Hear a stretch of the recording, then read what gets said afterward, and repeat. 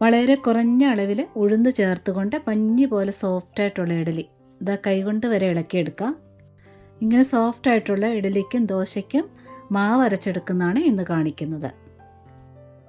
Ration ചാക്കരിയും പച്ചരിയും ഒക്കെ ചേർത്തുകൊണ്ടാണ് അരച്ചെടുക്കുന്നത്. 2 ആഴ്ചത്തേനൊക്കെ വരെ മാവ് അരച്ച് സൂക്ഷിക്കാവുന്ന രീതിയിലാണ് അളവൊക്കെ കാണിക്കുന്നത്. ഇങ്ങനെ അരച്ച് വെച്ചാലും മാവ് പുളിച്ചു പോവില്ല. അവസാന മാവ് വരെയും നല്ല സോഫ്റ്റായിട്ടിരിക്കും.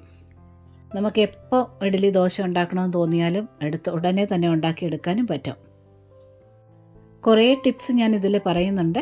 ഇത് സ്കിപ്പ് ചെയ്യാതെ ഒന്ന് കാണാൻ ശ്രമിക്കണം. ഞാനിത് ഗ്രൈൻഡറിലാണ് അരച്ചെടുക്കുന്നത്. അരി ഉഴുന്ന് സെപ്പറേറ്റ് ആയിട്ടാണ് അരച്ചെടുക്കുന്നത്. ഒന്നിച്ചിട്ട് അരച്ചെടുക്കുന്നവരുണ്ട്. ഇതുപോലെ അരച്ചെടുക്കുകയാണെങ്കിൽ അതിലും ഒന്നുകൂടി സോഫ്റ്റ് ആയിരിക്കും. അരി കുതിർത്ത് വെക്കാനായിട്ട് ഒരു വലിയ പാത്രം എടുത്തിട്ടുണ്ട്. ആദ്യമേ എടുക്കുന്നത് ചാക്കരിയാണ്. 2 ഗ്ലാസ് എടുക്കുന്നുണ്ട്. വെള്ളമൊക്കെ കുടിക്കുന്ന ലോങ് ഗ്ലാസ് ഉണ്ടല്ലോ, അത് ഫുള്ളായിട്ട് എടുക്കണം. ഒരു ഗ്ലാസ് എന്ന് പറയുന്നത് 280 ഗ്രാമാണ്. ഇനി റേഷൻ പച്ചരിയാണ് എടുക്കുന്നത്. അതുപോലെ തന്നെ ആ ഗ്ലാസ് ഫുള്ളായിട്ട് എടുക്കുന്നുണ്ട്. ഒറ്റ ഗ്ലാസ് പച്ചരി മാത്രമേ എടുക്കുന്നുള്ളൂ. ഇനി ഉരുണ്ട അരി, ഇഡലി അരി എന്ന് പറഞ്ഞ് കിട്ടത്തില്ലേ, അതാണ് എടുത്തിരിക്കുന്നത്. 2 ഗ്ലാസ് എടുക്കുന്നുണ്ട്. ഓരോ ഗ്ലാസും ഫുള്ളായിട്ട് എടുക്കണം. അങ്ങനെ ടോട്ടൽ 5 ഗ്ലാസ്സാണ് അരി മാത്രമായിട്ട് എടുക്കുന്നത്. ടോട്ടൽ 5 ഗ്ലാസ് എന്ന് പറയുന്നത് 1 കിലോ 400 ഗ്രാം ആയിട്ടുണ്ട് അരി മാത്രമായിട്ട്. ഇനി നല്ലവണ്ണം വെള്ളം തെളിയുന്നിടം വരെ കഴുകി എടുത്തുകൊണ്ട് വന്നിട്ടുണ്ട്. ഇനി കുതിർക്കാൻ വേണ്ടി കുറേയേറെ വെള്ളം ഒഴിച്ച് വയ്ക്കുക. ഏറ്റവും കുറഞ്ഞത് 3 മണിക്കൂർ നേരത്തേനെങ്കിലും വെക്കണം. 3, 4, 5 മണിക്കൂർ വരെ ആയാലും കുഴപ്പമില്ല. അങ്ങനെ അതേ ഗ്ലാസ്സിന് തന്നെ 1/4 ഗ്ലാസ് ഉഴുന്ന്, പിളർത്തിയതല്ല, ഉഴുന്നെടുത്ത് വെച്ചിട്ടുണ്ട്. ഇത് 200 ഗ്രാം ഉണ്ട്.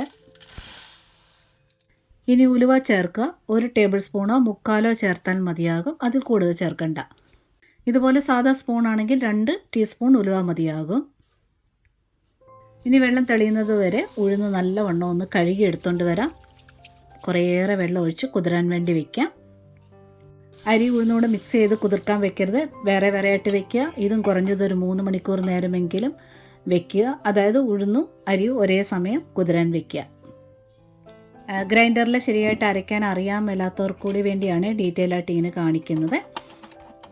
ഡ്രം ആദ്യം ഇറക്കി വെച്ചിട്ടുണ്ട്. ഇനി ആ പിരിച്ച് വെക്കുന്ന നോബ് പോലുള്ള സാധനമില്ല, അത് ഫുള്ളായിട്ടൊന്ന് ടൈറ്റ് ചെയ്തതിന് ശേഷം ഒരു 3, 4 ചുറ്റ് ലൂസാക്കി വെക്കുക. ഇനി ഗ്രൈൻഡർ ഓൺ ആക്കിയിട്ട് ആദ്യമേ 1 ഗ്ലാസ് വെള്ളം ഒഴിക്കുക. കുതിരാൻ വെച്ച വെള്ളം മാറ്റിയതിന് ശേഷം ഉഴുന്ന് ചേർക്കുക. ഇത് ചേർക്കുന്നതിൻ്റെ വെള്ളത്തിൻ്റെ അളവൊക്കെ കൃത്യമായിരിക്കണം. അതുകൊണ്ടാണ് അതൊക്കെ ഡീറ്റെയിൽ ആയിട്ട് കാണിക്കുന്നത്. ആദ്യമേ തന്നെ ഇതുപോലെ വെള്ളം ഒഴിച്ച് ചുറ്റിക്കൊണ്ടിരിക്കുമ്പോൾ വേണം ഉഴുന്ന് ചേർക്കാനായിട്ട്, ഇല്ലെങ്കിൽ സ്ട്രക്കാകും. ഉഴുന്ന് നല്ലവണ്ണം അരഞ്ഞു വരാനുള്ള സമയം ഒരു 15 മിനിറ്റ് മതിയാകും. നിങ്ങളുടെ ഗ്രൈൻഡറിൻ്റെ കല്ലൊക്കെ ഒത്തിരി തേഞ്ഞതാണെന്നുണ്ടെങ്കിൽ ഒരു 5 മിനിറ്റ് കൂടെ കൂടുതലായിട്ട് വേണ്ടി വരും. ചിലരെ ഒന്നിച്ചിട്ട് അരയ്ക്കാറുണ്ട്, ഉഴുന്നും അരിയും കൂടി. അതിൽ സോഫ്റ്റായിട്ട് ഈ മാവ് എനിക്ക് തോന്നിയിട്ടുണ്ട് ഇങ്ങനെ അരയ്ക്കുകയാണെന്നുണ്ടെങ്കിൽ.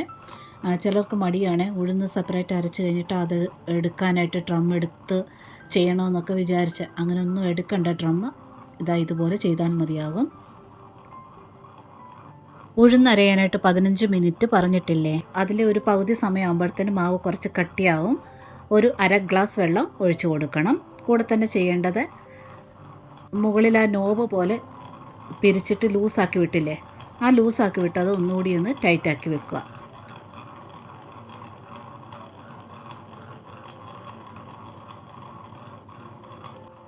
എൻഡ് വരെ ഒന്ന് ചുറ്റിച്ച് വെച്ചാൽ മതി, ടൈറ്റാക്കണ്ട. ഇനി വെള്ളം ഒഴിച്ചു കൊടുക്കണ്ട. 1.5 ഗ്ലാസ് വെള്ളം ഒഴിച്ചു കൊടുത്തിട്ടുണ്ട്. കൂടുതൽ വെള്ളവും ആയി പോരുത്. വെള്ളം കൂടിയാൽ അരഞ്ഞൊക്കെ വരും. ഇതുപോലെ സോപ്പും പത പോലെ ഇത്രയും അങ്ങോട്ട് വരത്തില്ല. അതാണ് എൻ്റെ ഒരു അനുഭവം. ഇതിപ്പോൾ 15-16 മിനിറ്റ് ആയിട്ടുണ്ട്. ഒരല്പം ഉഴുന്ന് നല്ല പത പോലെ വന്നിട്ടുണ്ട്. ഇത് കറക്റ്റായോ ഇല്ലയെന്ന് ഒന്നുകൂടി അറിയാൻ വേണ്ടി ഒരു പാത്രത്തിനകത്ത് വെള്ളം എടുക്കുക. അതിലോട്ട് 1 സ്പൂൺ മാവ് ഒഴിക്കുക. മാവ് ഇങ്ങനെ പൊന്തി കലങ്ങാതെ സ്പോഞ്ച് പോലെ ഇങ്ങനെ പൊന്തി കിടപ്പുണ്ടെങ്കിൽ കറക്റ്റായിട്ടുണ്ട്. ഇതുപോലെ. ഇനി ഇത് കോരിയെടുക്കണം. ഇനി ഡ്രം ഇങ്ങനെ ഊരിയെടുക്കാതെ തന്നെ അരച്ച ഉഴുന്ന് എടുത്തു മാറ്റാം. ഈ അളവിൽ അരി ഉഴുന്നും അരച്ച് കഴിയുമ്പോൾ ഒരു 5 ലിറ്ററിൻ്റെ പാത്രത്തിലാണ് ഞാൻ സൂക്ഷിക്കാറുള്ളത്. ദാ ഈ ഒരു സ്റ്റീൽ പാത്രം അടപ്പ് ഫിറ്റായിട്ടുള്ളതാണ്. ഈ പാത്രത്തിന് ഫുള്ളായിട്ട് മാവ് വരും. അതേ പാത്രം എടുത്തിട്ടുണ്ട്. ഇതിലോട്ട് ഇനി ഉഴുന്ന് കോരി മാറ്റണം. ഉഴുന്നുമാവ് ചുറ്റുന്നതിൻ്റെ ഓപ്പോസിറ്റായിട്ട് കൈ ഇങ്ങനെ കുമ്പിൾ പോലെ ഒന്ന് പിടിച്ചാൽ മതി. മാവ് തന്നെ നമ്മുടെ കൈക്കുള്ളിൽ വരും, ഐസ്ക്രീം പോലെ. അപ്പോൾ ഉഴുന്നിൽ വെള്ളം കൂടി പോയിട്ടുണ്ടെങ്കിൽ കയ്യിൽ നിന്ന് ഒഴുകും. അതുകൊണ്ട് കറക്റ്റ് അളവിൽ വെള്ളം ഒഴിക്കണം. ഇത് വാരിയിടുമ്പോഴേ നമുക്ക് മനസ്സിലാകും സോപ്പും പത വാരിയിടുന്ന പോലെ നമുക്കുള്ളൊരു ഫീലാണ്. അപ്പോൾ ഇത്രയും സോഫ്റ്റായിട്ട് ഉഴുന്ന് കിട്ടിക്കഴിഞ്ഞ് കഴിഞ്ഞാൽ ഇഡലി സോഫ്റ്റ് ആകാതിരിക്കുമോ? ഇതാ എടുക്കാവുന്നതിൻ്റെ അത്രയും മാവ് എടുത്തിട്ടുണ്ട്. ഇനി ആ പാത്രം ഒന്ന് അടപ്പ് വെച്ച് മൂടി വെച്ചേക്കുക. ഇനി അരി അരയ്ക്കാം. ഇവിടെ ആദ്യമേ തന്നെ വെള്ളം ഒഴിക്കുക. 2-2.5 ഗ്ലാസ് വെള്ളം ഒഴിക്കേണ്ടി വരും. ആദ്യമേ തന്നെ ഞാനൊരു 2 ഗ്ലാസ് ഒഴിച്ചിട്ടുണ്ട്. പകുതി അരി ഇട്ടതിന് ശേഷം 1/2 ഗ്ലാസ് കൂടെ ഒഴിക്കുക.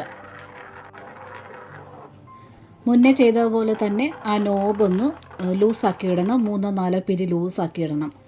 അപ്പോൾ അടിയിലത്തെയും മുകളിലത്തെയും കല്ല് തമ്മിലുള്ളൊരു ഗ്യാപ്പ് കൊടുക്കുകയാണ് ചെയ്യുന്നത്.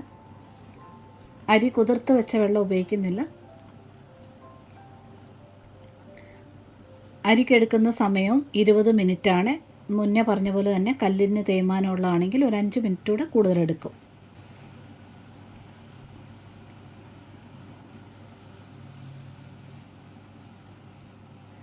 അര ഗ്ലാസ് ഒഴിച്ചിട്ടുണ്ട്. അങ്ങനെ 2.5 ഗ്ലാസ് വെള്ളം ഒഴിക്കുക.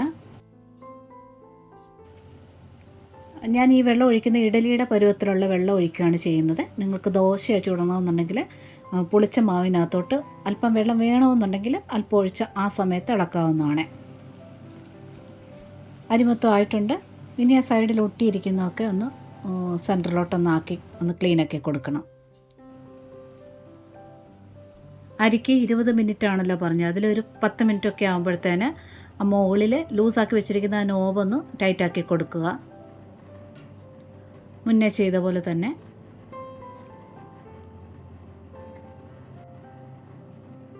ഈ 20 മിനിറ്റിൽ ഒരു 10-12 മിനിറ്റൊക്കെ ആകുമ്പോഴത്തേന് അരി ഒന്ന് തിക്കാവുക. മാവൊന്ന് തിക്കാവുമ്പോൾ ഒരു 1/2 ഗ്ലാസ് വെള്ളം കൂടെ ഒഴിച്ചു കൊടുക്കുക.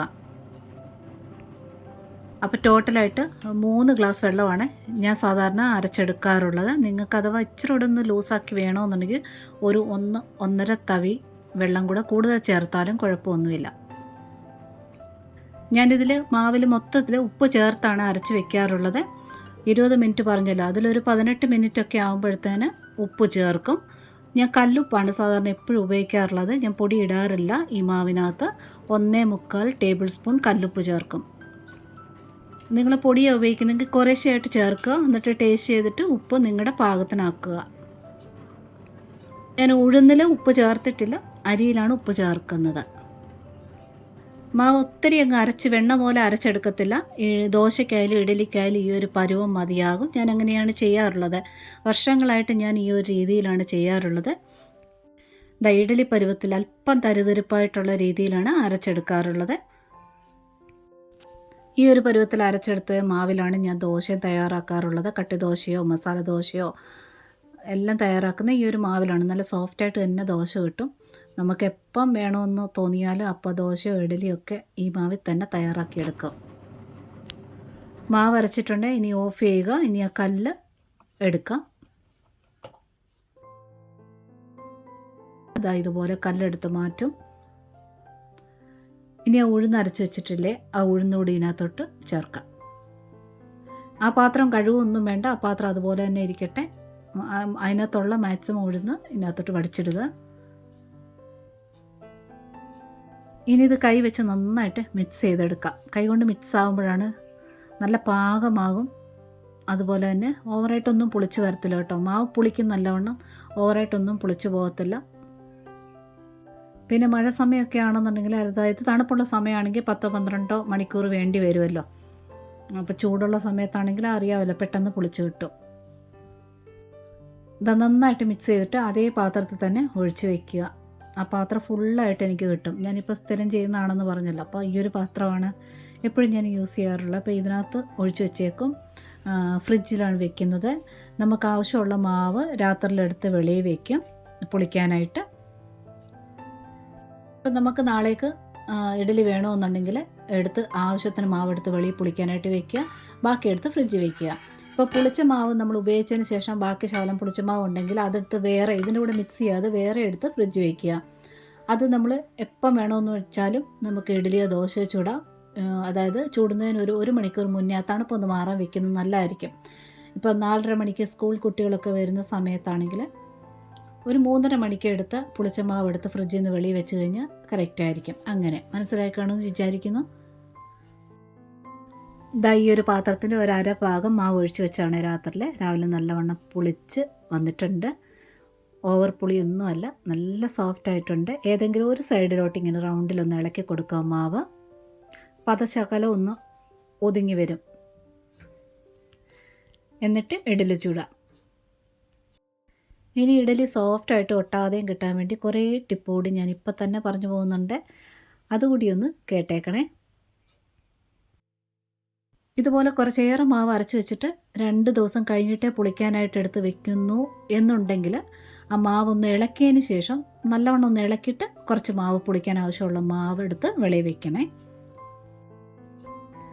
ഇഡലി പാത്രത്തിൽ ഇഡലി ചൂടുന്ന സമയത്ത് തട്ടിലെ എണ്ണ പുരട്ടിയിട്ട് തട്ടോടുകൂടി തന്നെ വെള്ളം തിളപ്പിക്കാൻ വെക്കുക.